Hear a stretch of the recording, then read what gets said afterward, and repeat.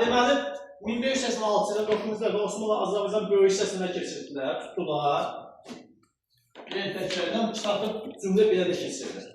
Bundan istifadə edən Şeybanilər, yadınızda da Şeybanilər 1510-cu ildə Şah İsmayılov məğlub olmuşdular, Mərv döyüşündə və Xorasanı itirmişdilər. Burada deməli öz qisaslarını alırlar. Şeybanilər də Xorasanı ələ keçirirlər.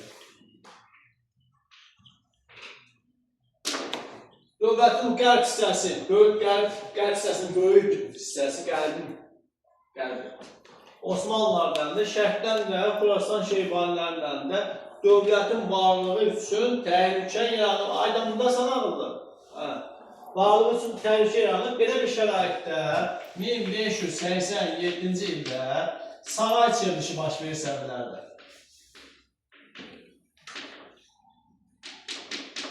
Saray çevrilişi nəticəsində Məhəmməd Qulabəydən taxtdan salırlar və onun oğlu Abbası hakimiyyətə gətirirlər. Birinci Abbas adı ilə. Şah birinci Abbas.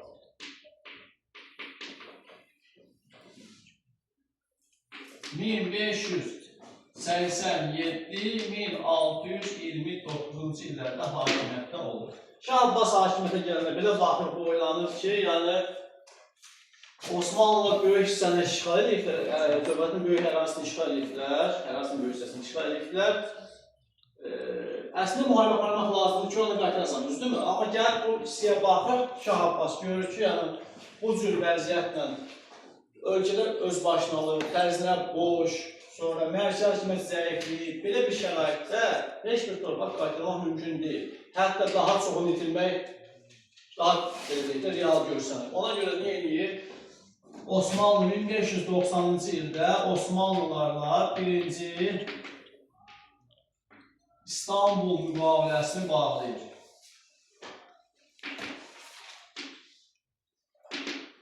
Birinci İstanbul müqaviləsi Səfəvilər dövlətinin tarixində bağladıkları ilk ən ağır şərtli müqavilə idi. İndi bax görə kimə nə verildi? Osmanlılara verilən ərazilər. Şərqi Gürcüstan, amma sən müqaviləsinə görə Şərqi Gürcüstan kimdəydi? Səfəvlərdə. Sonra Qərbi İran, Azərbaycanın böyük hissəsi, Bağdad da daxil olmaqla Ərəb İraqı oldu Osmanlıların əlində. Keçdi bunların əlində. Və Səfəvlərə nə qaldı? Səfəvlərə deməli, Səfəvi dövlətinin mərkəz və şərq vilayətləri həmçinin Azərbaycandan buna nə qaldı?